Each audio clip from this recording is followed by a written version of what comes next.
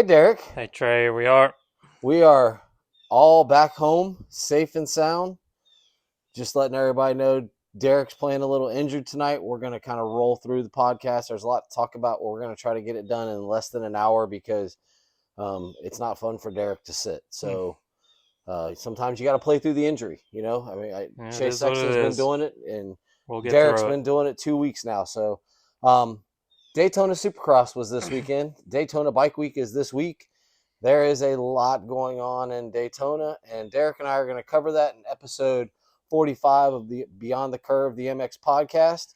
And man, it started off with a bang. They did Arenacross Friday night, and I think some of these guys from Arenacross came to Supercross, and some of the Supercross guys came to Arenacross, and it made for a heck of a weekend in Daytona for motorcycle racing. Yeah, we started at Wednesday at PAX Tracks with their Moto Money Yeah, shootout. We had a couple guys were there, Supercross guys were there, amateur Arena Cross Thursday night, Thursday. and Yep. then we had pro Arena Cross Friday. It's busy, Yeah, busy, busy, busy. it's busy. And just real quick on the Arenacross, we're not going to talk about it because neither one of us had the opportunity to go, but there are some Supercross names that you know. Results overall, there's 3 rounds left. They have 2 more rounds in Daytona this Mm-hmm. weekend, and then the final in Vegas Mm-hmm. at the end of March. So this round right here, Isaiah Clark, who has been making it into just outside of mains and making it into mains in the Supercross, won with a 1-4. Ryan Brees, who is an old school Supercross guy, finished second with a 3-6. Chase Marquier, who we all have heard for a couple years Mm-hmm. in Supercross, finished third with an 8 and second. Marshall Welton, who made the main, Yep. was finished fourth with a second and eighth. And Crockett Myers, who's kind of on the come up, he finished fifth with a 10th and a first. Yeah, So he's kind of doing it like Arena Cross was designed for. yeah, I think he's going to make his way up through. The Arena Cross is designed for that's the step before yep. Supercross. Now that they have Supercross futures and all that stuff, it's kind of taken a little bit of a different turn. But And the points battle, the top two are separated by 3 points with 3 rounds left. Kyle Peters and Ryan Brees are having their own little personal battle. mm-hmm. And then the rest of the top 5 is Kyle Bitterman, Isaiah Clark, and Mason Kerr, which all of those names are names that we've heard on the Supercross. Yep. So Arena Cross is alive and well.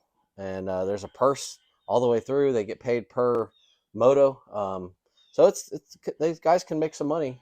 And, Yeah. and Oh, that Arena Cross is it's like the last chance qualifiers every single yeah, moto. yeah. So it's fun to watch if you've never watched it. But And I also guess they do these one-on-one battles, and the yeah, crowd can vote who goes in them. yeah, And this weekend it was Micah Lessie was in it.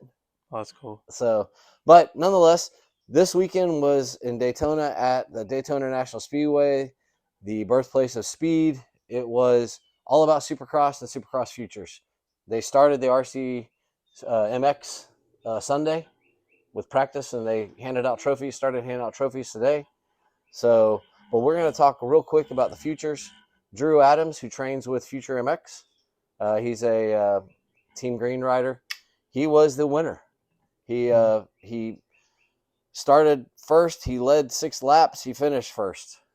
Drew, we get to ride with Drew all the time. The boy's phenomenal. He's he trains with Jet and Hunter all the Yeah, time, so he's got a lot of Jet and Hunter in him. He'll be coming up through the ranks very quickly. he's a big boy too. He's a Yeah. stout boy. They actually they were in the garage right beside us, and we had a walkway right through. So we were with Team Green the whole time. It was fun having them there. But yeah, he's going to be a force to be reckoned with once he comes up. Top 4 were Drew Adams, Cole Davies, Casey Cochran, and Blake Gardner. Cochran kind of got gifted the third, but you know what? You'll take it. That's what Yeah, happens. So it's racing. that was it. They're going into their next round, and right now, Cole Davies is still your leader in that series. So it's kind of neat that they have their own little series. I'm a little perplexed that they give them number 1 plates at each round. I haven't quite figured that out yet. I don't know. I don't know if it's And just like for it's an the AMA number 1 plate. showmanship Yeah, I don't know. or what it is, but you think it would be at the end of it. But the real show I think the real show this year was the track. You were there. Yeah, Give us a little we were rundown. there. So we watched press day on Friday. We got all set up Friday in the pits. We pitted with Privateer Paddock this year with Rylan, and once we got done helping them with everything, we took a break, went out and watched press day. It wasn't 5 laps in, and I said, "Holy crap!" So Tomac was doing some phenomenal lines in press day, and but that the way that track was breaking down within a short period Yeah. of time, I knew come Saturday was going to just be annihilated, and then the rain just made it that much worse. But no, it was a fun weekend being there. Daytona is always a crowd favorite. Obviously, we're going to get into some of the stuff that happened Yeah, I there was gonna this say we year, might have a but crowd zoo this year, but yeah, we'll touch on all of that at the end. But yeah, it turned into a gnarly track. It looked better on TV than it actually was. yeah, It was bad. yeah. I mean, from TV, it looked unbelievably gnarly, but I'm guessing live, I saw some pictures of ruts and that kind of Yeah, stuff. I seen kids standing in ruts at the end. Then it was up to their shoulders. Kids. That's all. That's one way to get rid of them. Yeah, it's wild. I mean, uh, we don't typically see outdoor ruts in a supercross style Yeah, track. I mean, Daytona always is an outdoor feel, but this was like full blown outdoor yeah, ruts. It was wild. and really long lap times.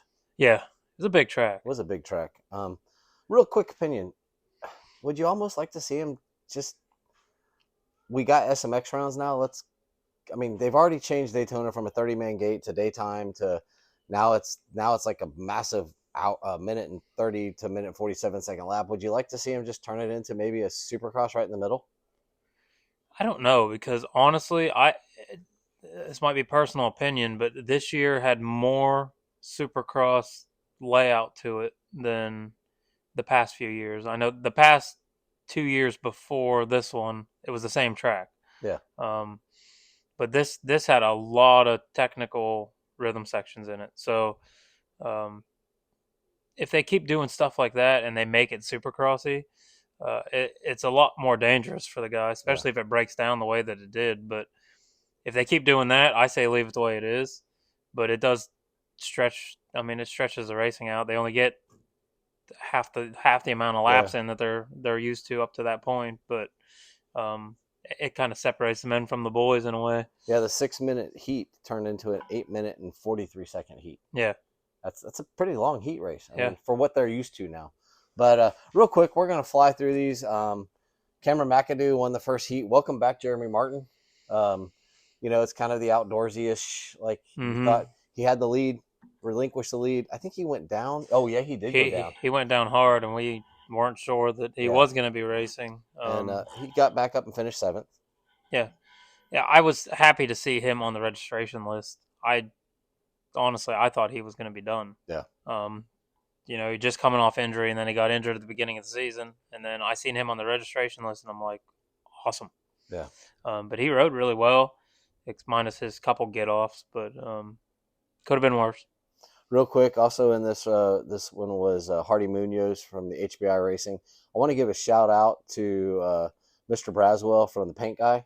Mm-hmm. Their stuff from HBI this weekend, that was cool. Canvas gear, that stuff looked awesome. Hologram bikes. They were shiny. They looked awesome. Everything was holographic. It looked the bikes, the gear, the whole 9 yards. I say they had the best setup this weekend, minus Star Yamaha. Those bikes were Yeah. really cool looking. Well, they went back to the purple wheels and the old retro stuff again, I guess, for Daytona. It was also, I think, 3 gear companies they all must have collaborated together and all decided 2 years ago when they create this gear that they're going to have the Daytona Miami Vice theme paint jobs on Yeah, their gear. yeah, because A-Star does the Daytona inspired boots, Yeah. and then they had the gear to match it, and that's what most of them were running. Fly had it, and Moose also had Yeah, a type light gear, and they're not related. None of those companies are related. not at all. So the fact that they all kind of came up with similar stuff was very weird. But yeah, by the way, Hardy Munoz with HBI, that design through Canvas, that is to throw out a shout for them. Anybody that wants to join that sponsorship program, HBI will do that for you as well. Mm-hmm. For that sponsorship, you can have your own race. Yes, they are also giving away a bike this year.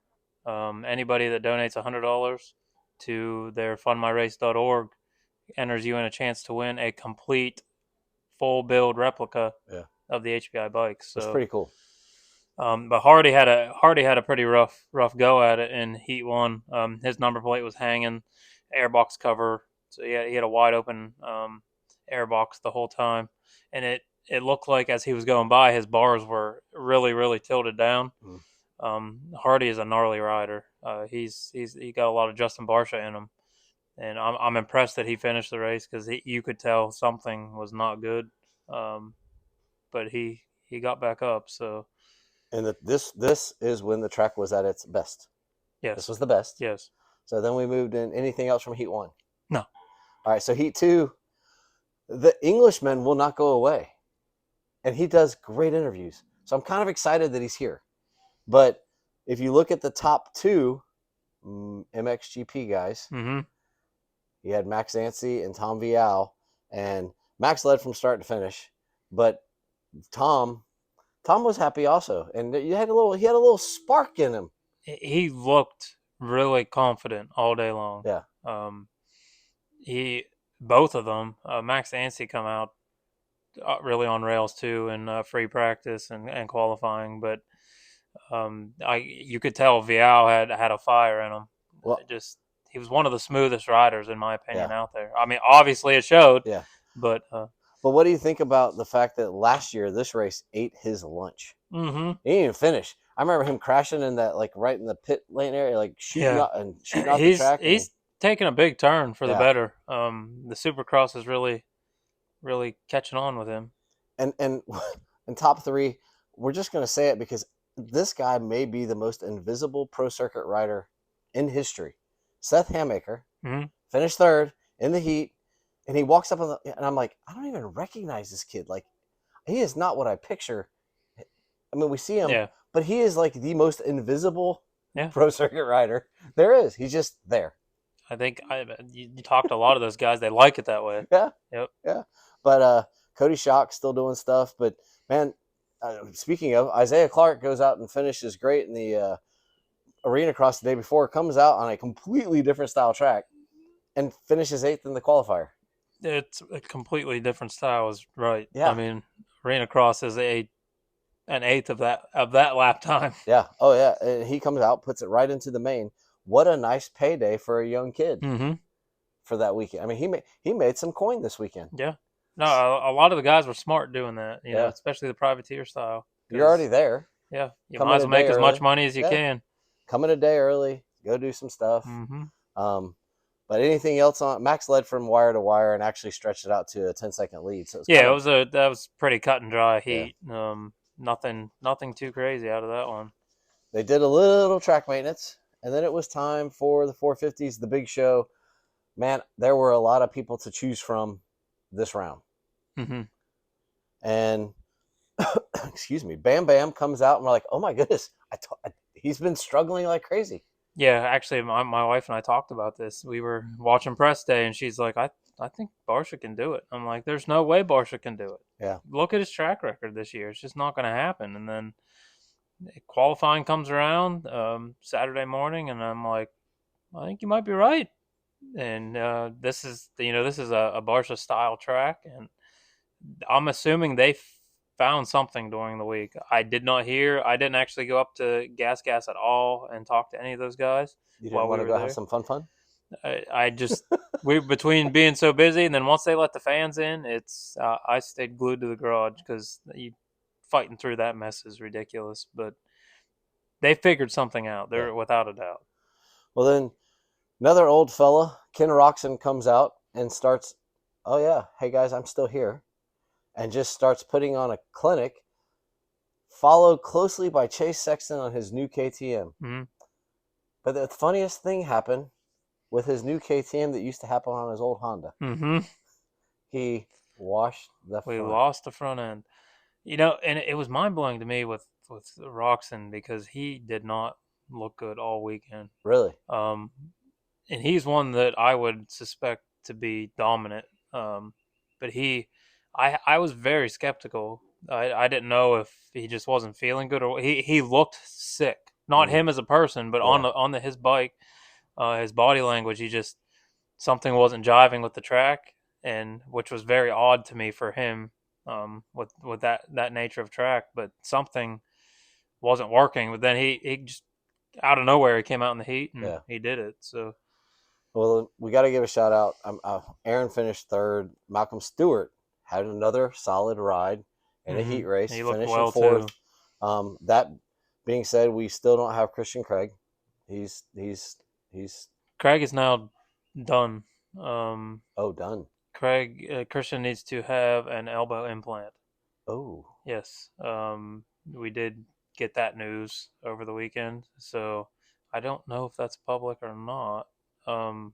It is now, but yeah, let me edit that out. no, it's all Okay. right. He does have to have his elbow repaired. Okay. So, unless they can find something to finish out the season, that's it. That's sad. Justin Barsha started strong. Did he fall or did he just fade? I don't remember. Okay. I watched him, but I don't really I know. feel like he went down, but I didn't see with it. all the other crashes and exciting stuff Yeah. that happened later on, I truthfully cannot remember. We were that's when we were bouncing from industry seating to roost seating to pits to.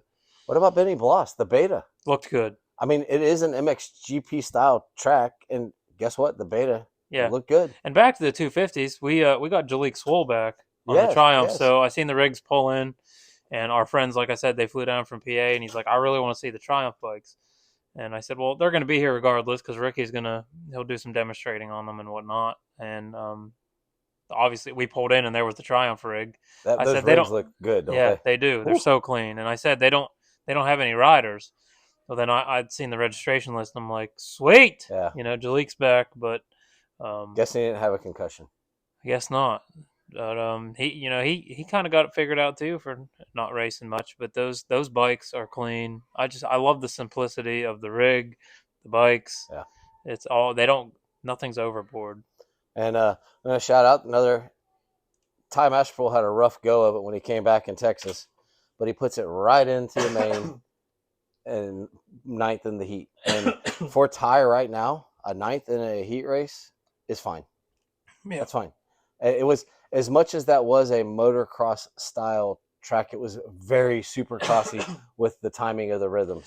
Yeah, there were so many. The rhythms were terrible. I'm gonna die over here. Yeah, while he's coughing, the track just broke down so much, but where they were landing in those pockets. I mean, I remember it was the table over table, and then literally as soon as they're in the air, they land. They have to hit the brakes to go over the single around the corner. Yeah, and everything was very steep. Yeah. The rhythm section, it looked a lot different in person versus the TV because we watched a lot of it on TV too. But the rhythm section coming across the starting gates, none of that was very high or peaky at all, except for like the end type of wall jump, and then they had the wall jump on the opposite side of the starting gate.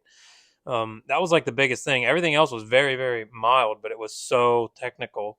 I said all weekend, even looking at press day, I'm like, this is going to claim most of the guys. Yeah. And that's where most of the wrecks happened, was either, before the starting gates or afterwards. But that was probably the most technical spot of the track. But it was a full length Daytona rhythm section, minus they got that little break right at the starting gates, and then it's right back to rhythm.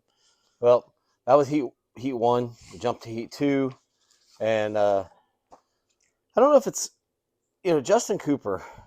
I can't figure him out. The kid is solid. He's just a solid guy. If he gets a start, he kind of stays there. Yeah, and he only got passed by the new and the old. I'm not calling him old, but the Jet and Eli. But then he finishes third, but he just kind of plugged along. He led 2 laps. He was there. He's always there. And if he's not there, he's not there. It's hard to tell with him. It's hard to read him.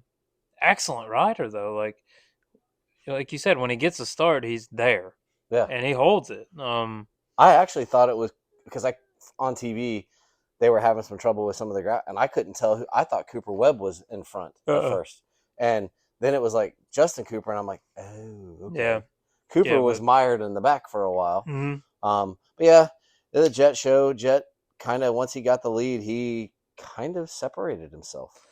Yeah, and he did it all night long. Yeah. I mean, he's a force to be reckoned with. I honestly had my money on Tomac for the entire night, but we'll get into that. But yeah, Jet was very comfortable, Yeah. very comfortable. What do you feel? How do you feel about this whole thing about taking his shirt off? He takes his shirt off. Like he was doing his interviews this week with the shirt off. Oh, I didn't even see. Oh, I don't care. I mean, he's a strapping young man. He's a good looking Yeah, young man. But it's like I don't need to see your sponsors. I also just don't really need to see you with that shirt on. trying to get some female fan base. I don't think he has a problem He's a with that. bachelor. I don't think he has a problem with that. He is our one that's going to date Taylor Swift. Like he's the one.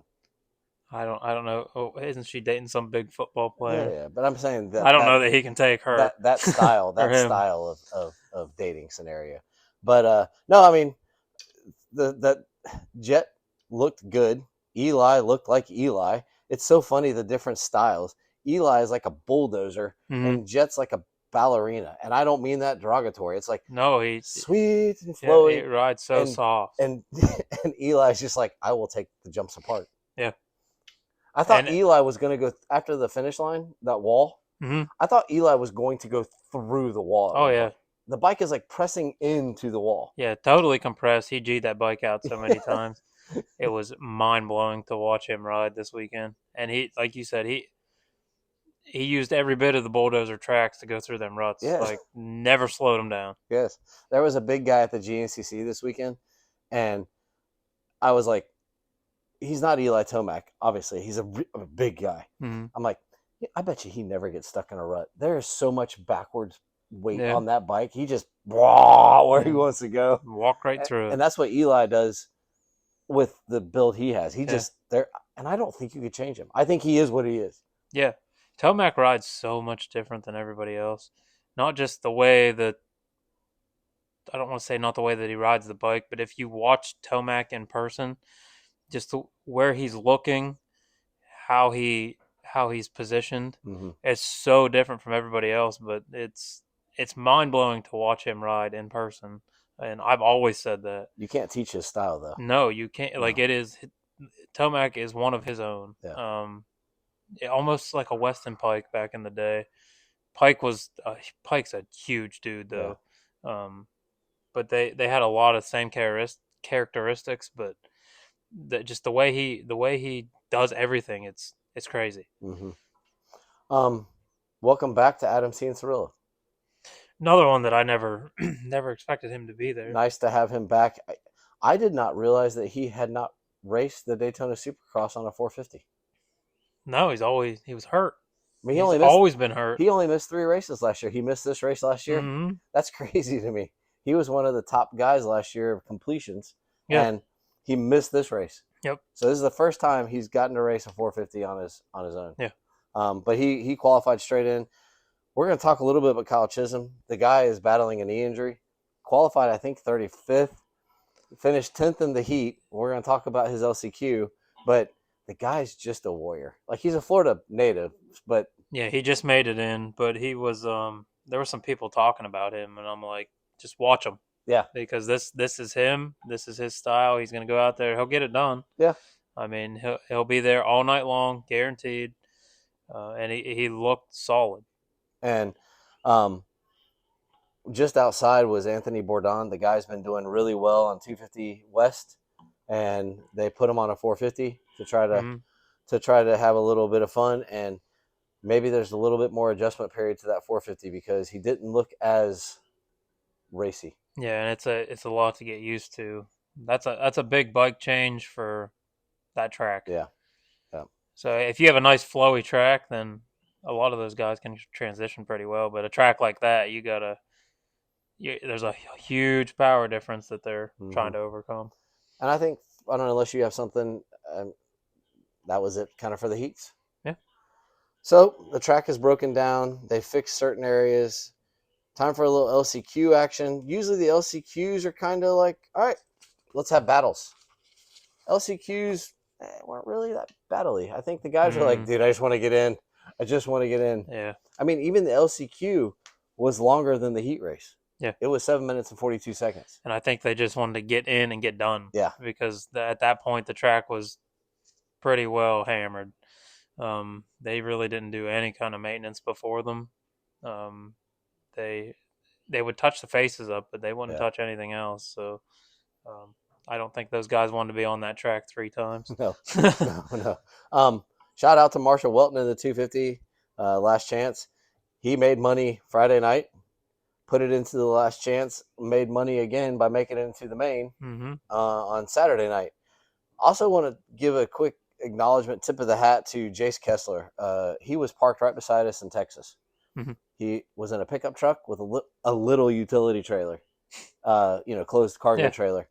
And I don't know if that's the way he rolls, but he was there, did not qualify in Texas, comes to Daytona and puts it in the show. Yep. And it's like just chasing that dream, man, just Yeah. chasing the dream. Making He had money. a bed full of tires, stuff in the bed, and then in the trailer was the bike and everything else. And so congratulations to him.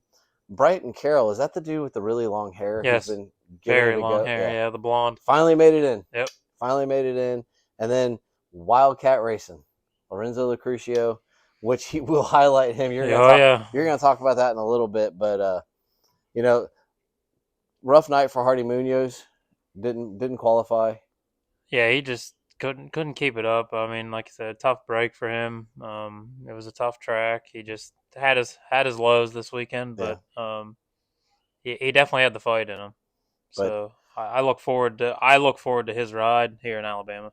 yeah, yeah, it's coming up. So that was it for the 250 LCQ.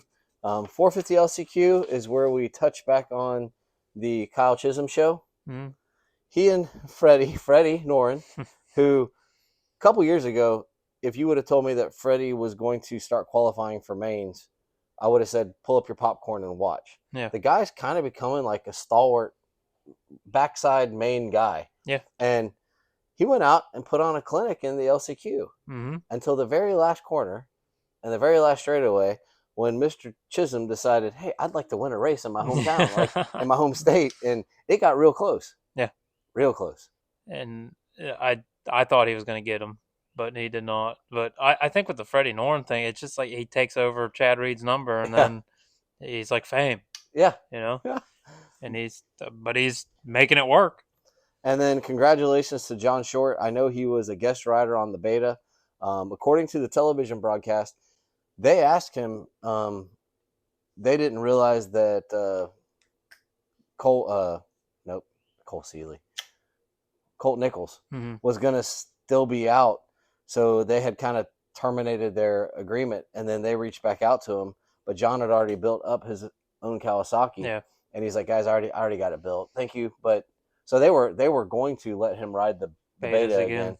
But congratulations on his own dime, his own thing. Mm-hmm. Put his 450 into the main, and not bad. Yeah.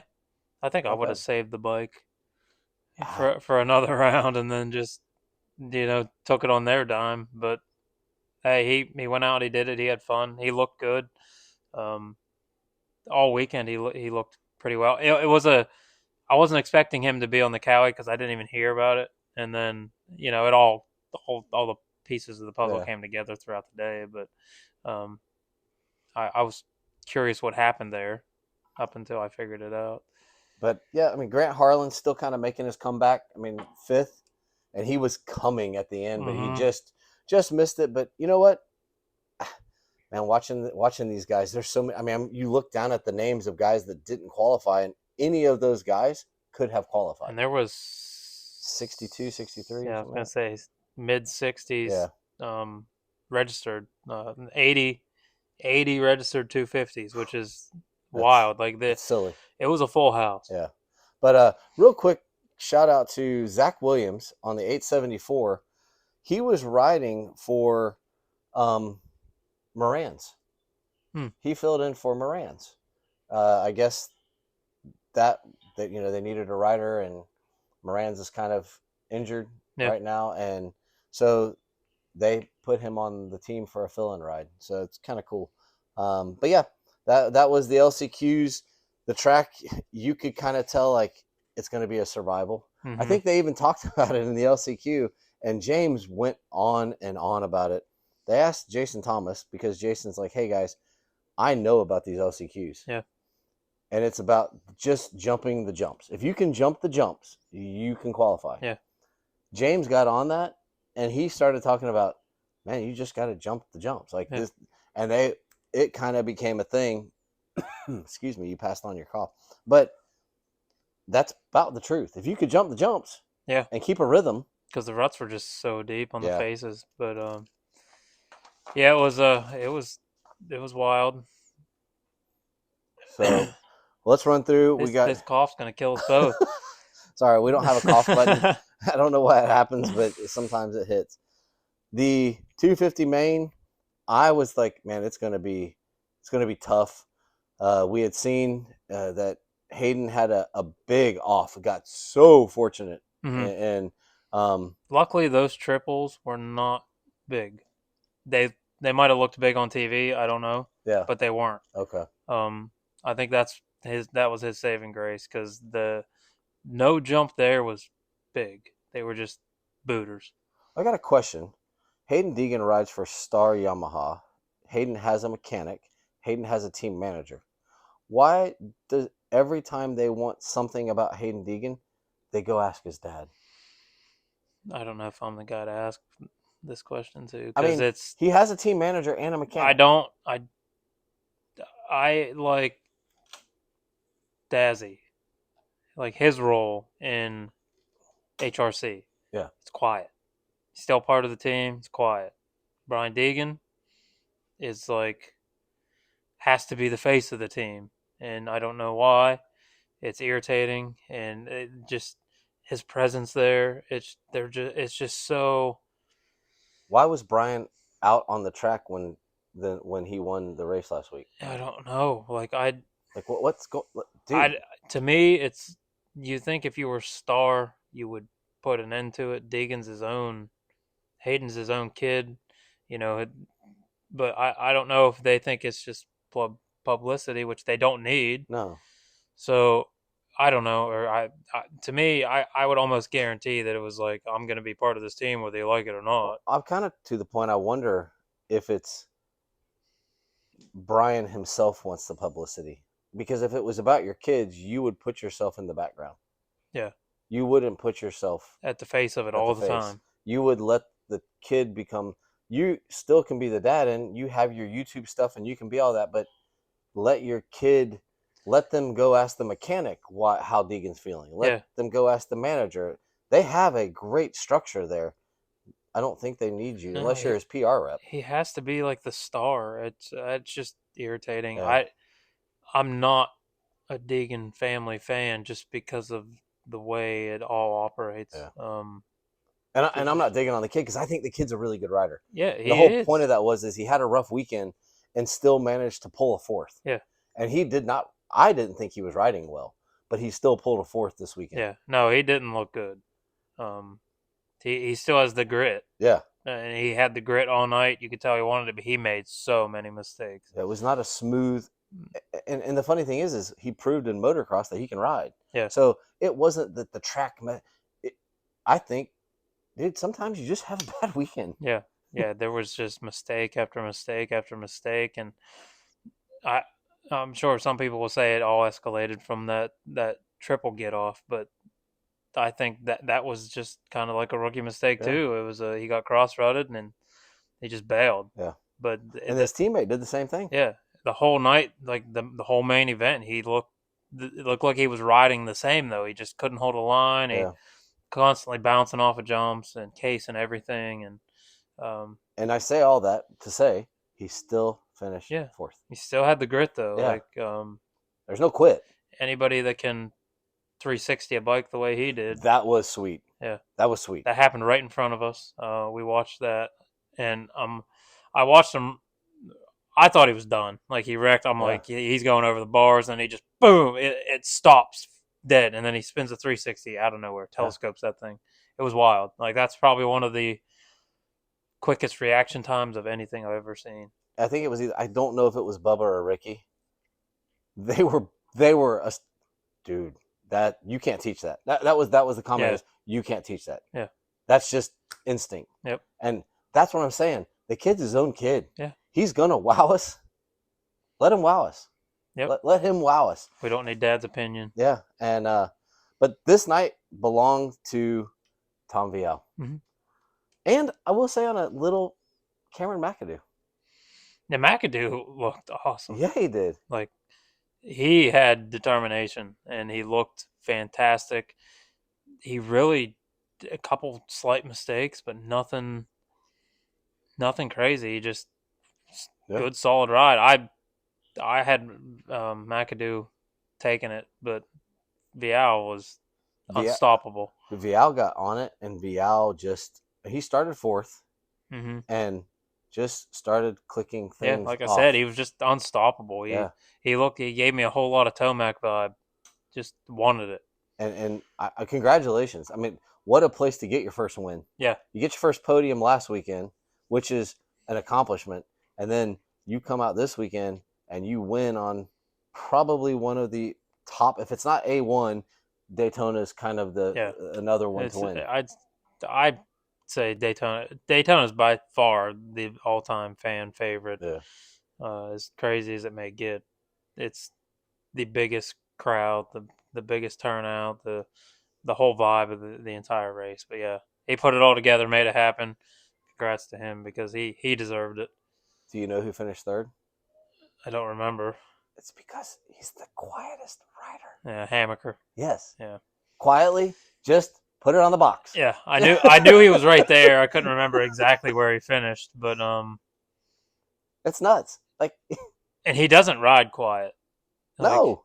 He lets it hang out. He drives. I mean, that boy can ride, and but like you said, you don't hear from him. You don't often see him. No. You don't. No. I mean, the average person probably doesn't know what he even looks like. He came up for the podium. He came up to talk, and I'm like, who? Oh, I did not picture him as that. I had so many people that, because when we went over to the fan side, and they're like, who is that? Who is that? It's Hammaker. Yeah. A lot of people don't know the numbers, and without timing and scoring, they really have no idea who these guys are. And it's crazy the amount of people that don't know who he is, because he's phenomenal. Yep, he's good. And Deegan, like I said, finished fourth. I got to give props.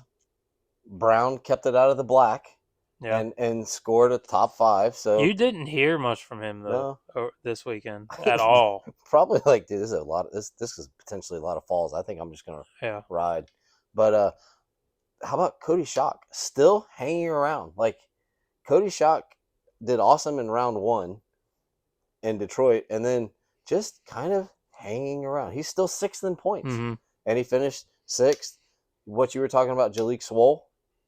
I mean, the guy, we didn't think he was going to race, and he finished 7th. Yeah, and which was actually, not to put him down or anything, but it was kind of mind blowing to me because he didn't have a good day. No. The beginning of his day was just looking rough, like he wasn't ready to be out there again.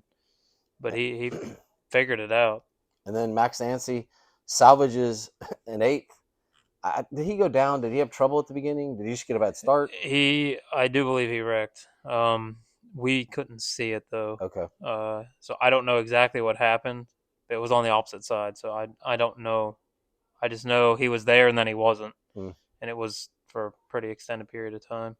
And then our Arenacross guys, Marshall Welton and Isaiah Clark, both top 20 guys. What a nice payday for those guys for the 2 days of work. Not bad. But yeah, that was kind of what I took out of that. It was survival, but the top guys still raced the track. Yeah. Let's get to the bottom, because I think you have a little something to say about the guy that finished 22nd. Lorenzo Lacrucio. Yes. That was a wild get off. Probably one of the gnarliest ones I've ever seen. He hit the tunnel jump.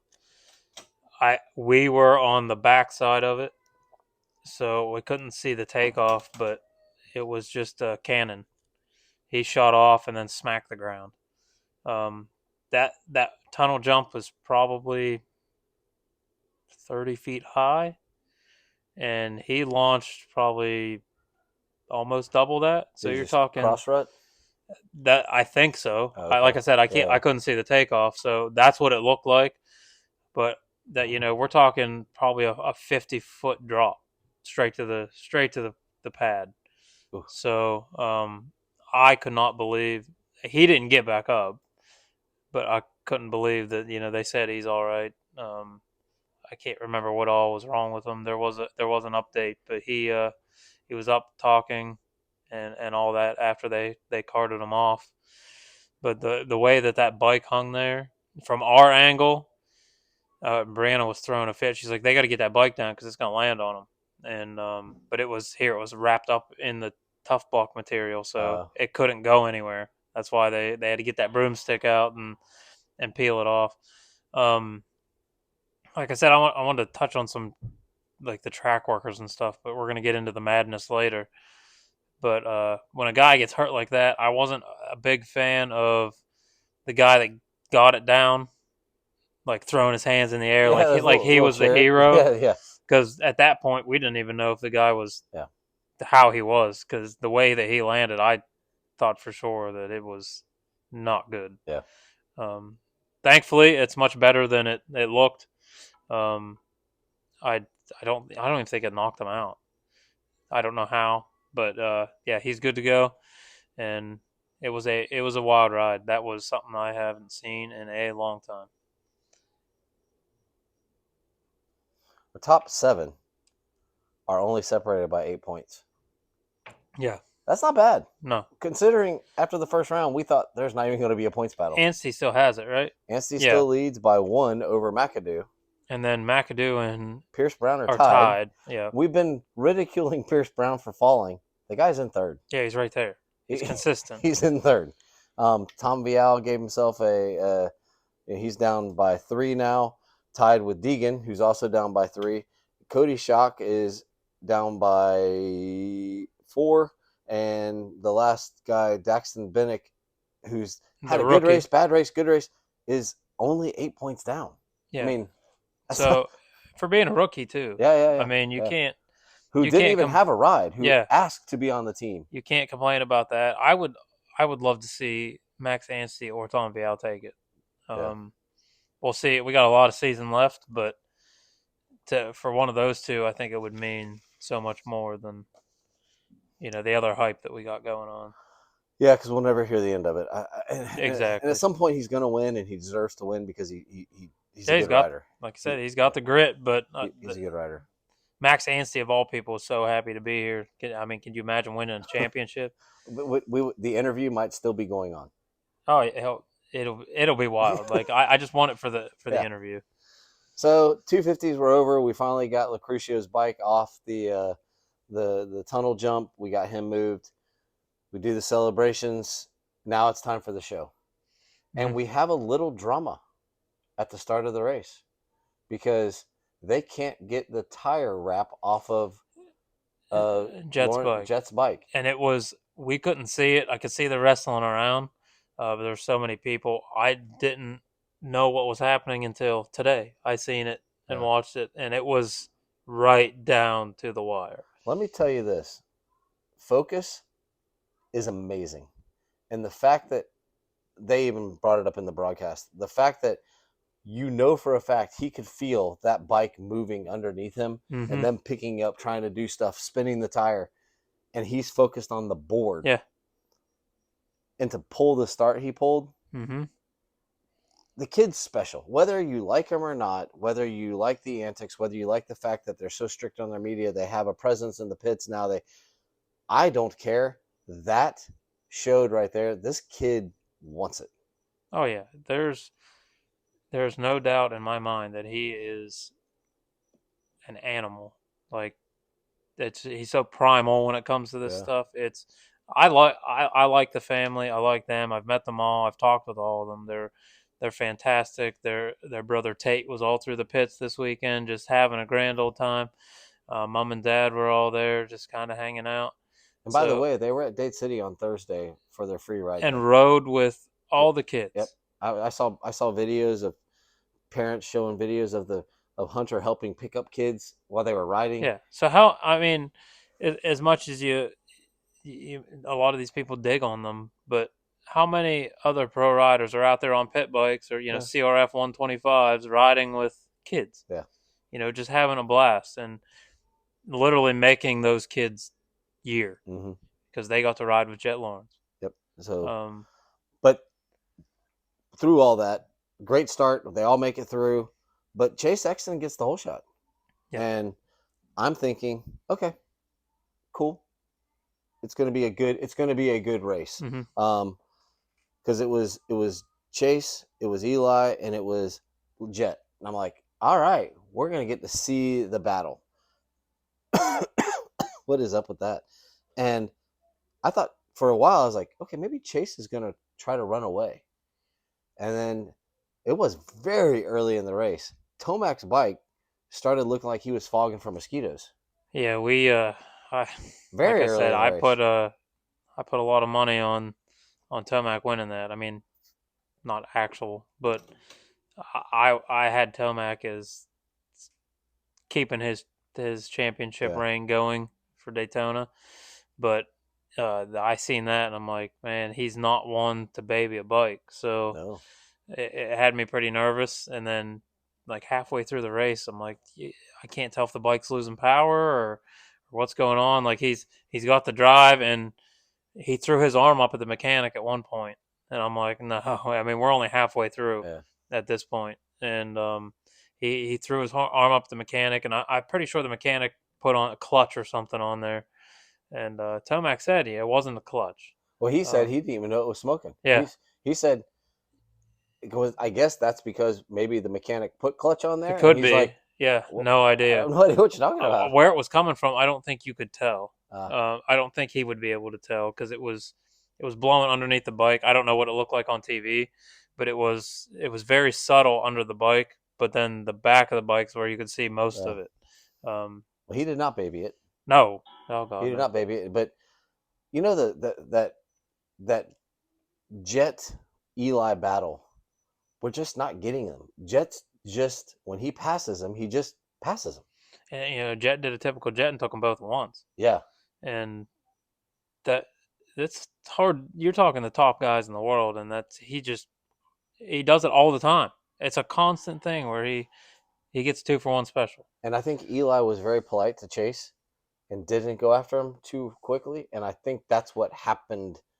I don't know if it would have changed it. Jet was on a jet last night, Yeah. but I don't know if it. But I would have loved to have seen it because once Eli got by, it was just Jet's just managing. Yeah, well, that's what I said the whole race is the problem is Tomac and Sexton were going to get into their tussle, and then Jet was going to take them both. Yeah, And that's what happened, but I truthfully think Tomac, if he would have put a drive on, he probably could have got Sexton a little bit sooner. And I think the outcome, I don't know that it would have changed, but I think it would have been a little bit more of a battle throughout the rest of the race. yeah. Eli blamed a lot of his. He was not happy with second. He was not pleased with the way he rode. He blamed it a lot on not quadding the quad, and I know Jet was still doing it some, but I can't believe that was the 10 seconds. Like that one jump couldn't have been the 10 seconds unless it just smoothed out the rest of the rhythms all the way down. So the one right after the finish. Yeah. So when Telmac was doing that, or not after the finish, after At the yeah. start, it was sketchy. So he would do it, and him and Jet were like the only ones doing it. But Tomac would do it, and then you could tell when he landed, it was not a comfortable landing. That specific section was, in my opinion, the hardest rhythm on the track. That's the one that I said was going to claim the most guys, and it did a lot of Yeah. claiming. Whether it just threw them off, but it was very, very technical. So it very well could have, because if they didn't hit that just right, they would hit that wall jump. A lot of them were smacking that wall jump and then bouncing Mm-hmm. over it. In press day, when I was watching Tomac do that jump, he was actually at the end of it. He would double out, or he would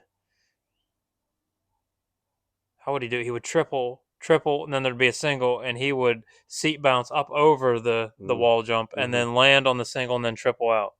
Wild! It was the most wild line that I seen. Nobody else was doing it at that time, Yeah. especially for press day. Um, but when I seen that, that's when I said like Tomac is gonna get this because nobody else could do that rhythm. So I do believe that he probably did lose a couple seconds here and there not doing that. Yeah. But it got undoable. That's what he put the onus of him not being able to go after Yeah, or put pressure on Sexton quicker. yeah, But yeah, I mean, Sexton, for all his faults of in the heat and getting passed by two guys, but honestly, I think at this place, you beat Cooper Webb and Ken Roxon at this place, mm-hmm. which Cooper Webb is right behind Eli when it comes to the warrior in this Yeah, place. But Jet is Jet, and this is just right now. You have to go. It used to be you have to go through Eli. Right now, you have to go through Jet. yeah, yeah. Whether people like it or not, I mean, he's the one. And this track was it wasn't a mutter because he hasn't proven his mutter prowess yet. Yeah, But this was not a normal Supercross track. no, and it wasn't pretty. No. It was soft. Everything was soft, but Jets has shown time and time again that he can run with all of them, no matter where it is. So I'm anxious to see where he keeps going, but I guarantee you're going to see his name at the top of the leaderboards, just like Tomac, Yeah. from here on out. So, but yeah, we you get through all that. I think the most wild thing I seen was Freddie landed on Hill, Oh, I heard about that, but I heard Freddie did what only Freddie would do. got up and asked if he was okay. That literally happened right in front of me. I watched it happen. He stopped his race so he could go check. They both went down. Um, he did not even pick his bike up. Yeah, he just went He straight to him. ran straight over to him, and you could see the concern. Um, Brianna was extremely concerned because Hill took his helmet off in the middle of the race, but that's not such a bad thing to do because a lot of time these guys will get landed on their head will swell, Yeah, stuff like that. But yeah, he stayed with him for a good 5-10 seconds, which totally screwed his race up yeah, just to make sure that he was okay. And it wasn't even Freddie's fault. You know, Hill's bike had stalled, or I can't. They said what happened, but it stalled or something like that. The bike shut down, and it just so happened to shut down right there. And that was a very one line section. That's the only line that they could take. If you went outside, those guys would tuck inside. That's where one of the ruts was, 2.5, oh, 3 foot deep. So they were taking that inside line, and I don't know how many guys almost wrecked right there just because of that line. yeah. You could just watch the foot pegs bulldoze through that. But yeah, there was no choice but to land on them. Real quick, we're going to touch on Jason Anderson and your little talk. Justin Cooper, maybe the quietest 450 guy, Mm-hmm. gets a sixth. Malcolm Stewart, another top 10. Benny Bloss, Mm-hmm. congratulations, Beta. Congratulations, Benny Bloss. That's going to make that team feel better. Yeah. That's going to help because they have not had a good go. No, no, and he really did it for them this Yeah, weekend for sure. yeah. Kind of put them on the map a little bit. Adam Cianciarillo, congratulations. The result doesn't care. I don't care about the result. The guy's back. He rode. He made it in the main. Finished 12th.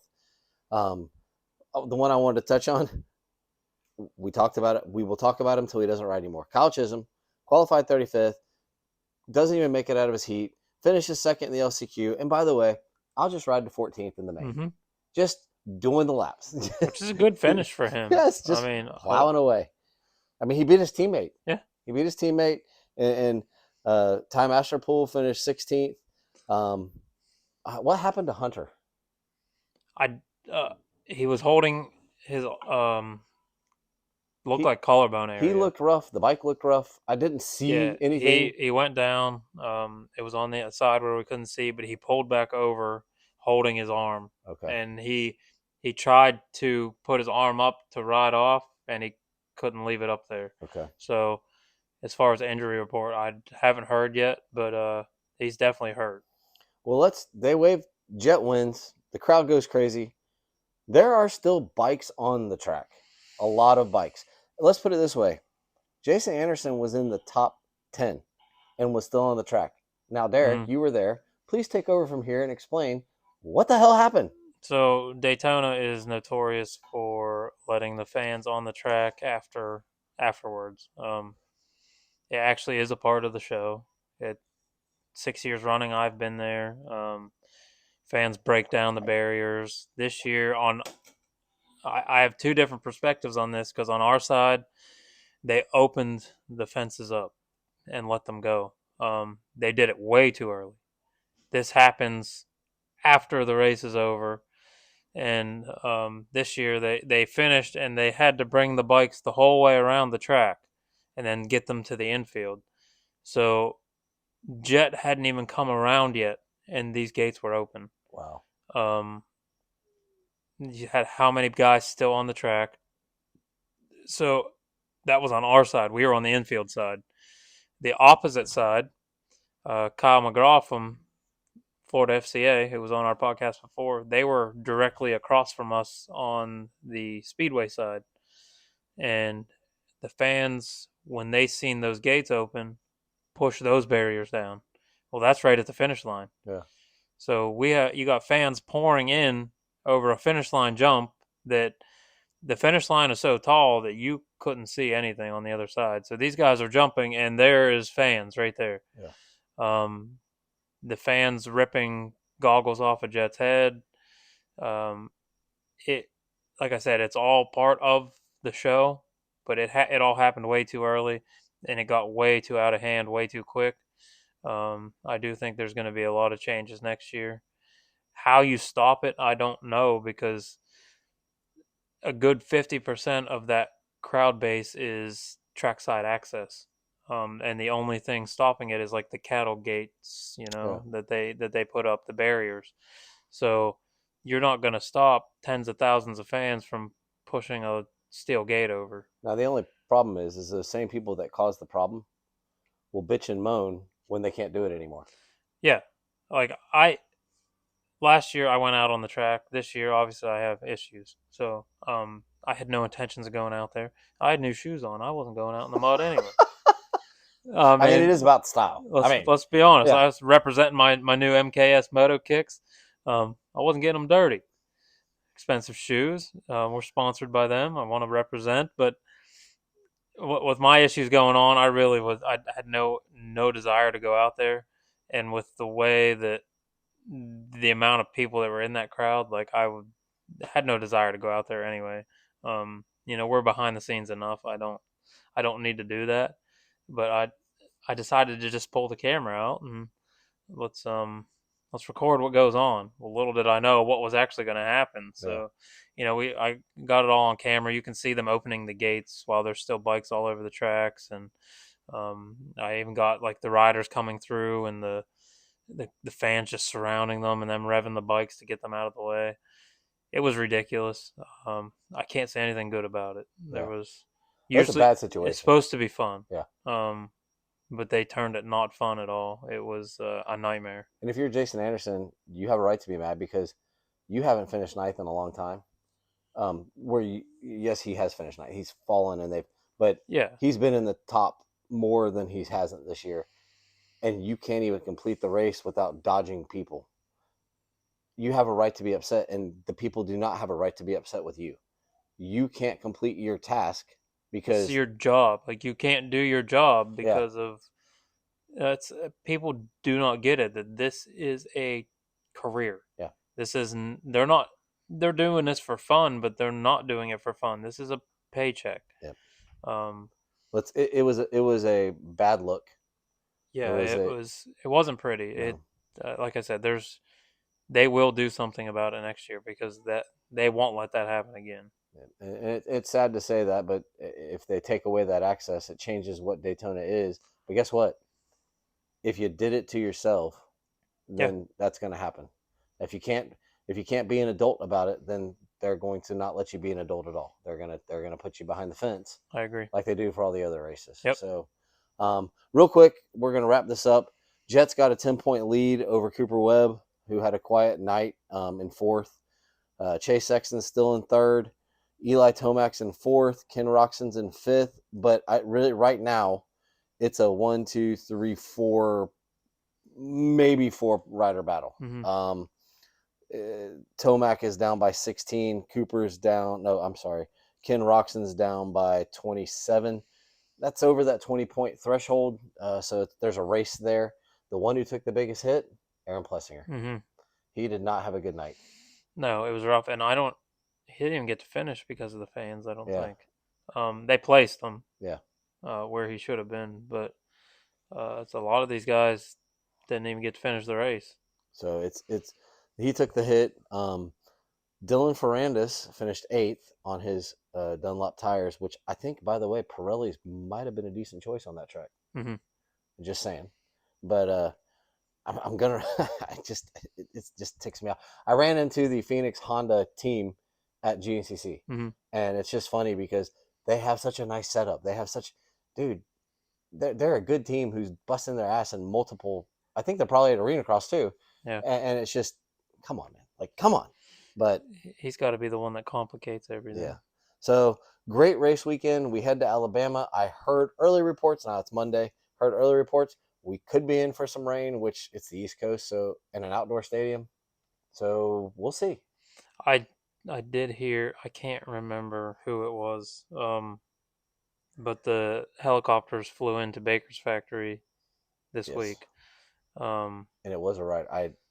Yes. He broke his femur. Yes. Oh my God. Yes. I knew I would forget once it came down to it, but obviously he wasn't there this weekend, and I cannot remember who it was, but it wasn't a no name. No. It'll come to me It wasn't after we're Perez, done. was it? Was it Gilliam? Yes, it was. Yeah. It was. Yeah, they said that it flew him in, and it was a femur. That's part of the sport. Yeah, it happens. But I actually got the news of that while the helicopters were landing. Somebody said that, I can't remember who was telling me, but they said there's helicopters landing at Baker's right now. So it wasn't until Friday I heard who it was. But yeah, that's unfortunate. It sucks. But yep, so Daytona's in the books. It was one for the history, and we go now to round 9. We're halfway done, and halfway through the 450 main, the season was halfway finished. So we now go to Birmingham, Alabama, a stadium we've never been to a state we've never been to, and we'll see what happens. And I will have a in-person report Monday when we get home. Yeah, for you. So it'll be exciting. Can't wait to see what the stadium looks like and what the track layout looks like. And Daytona was fun, but I like you said, one for the books. But I think it's also going to change a lot for the books. So unfortunately, so we'll see what happens. But take care of your back. And for Derek Schaefer with DBS Custom Fabrication and Handyman Services, I am Trey Heath with Michelle and Trey Real Estate. Together, we are Beyond the Curve, the MX podcast. And this has been episode 45. We'll see y'all soon. Bye-bye.